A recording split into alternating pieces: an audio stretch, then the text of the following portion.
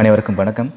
இந்த வீடியோவில் டிஎன்பிஎஸ்சி இந்தியாவின் வரலாறும் பண்பாட்டிலிருந்து ஃபிரோஸ் துக்ளக் பற்றி பார்க்கலாம். கிபி 1351 1388 வரைக்கும்.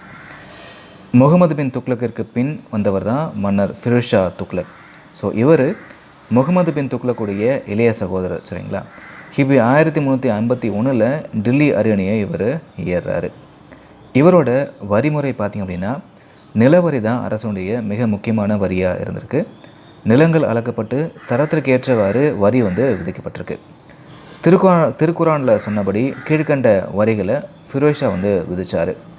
முதல்ல காராஜ், அதாவது விளைபொருட்களில் 10% வரி.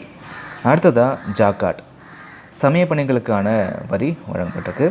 ஜிசியா வரி, இஸ்லாமிய அல்லாதோர் செலுத்தக்கூடிய வரி. அடுத்ததாக காம்சு, படையெடுப்பில் கைப்பற்றப்பட்ட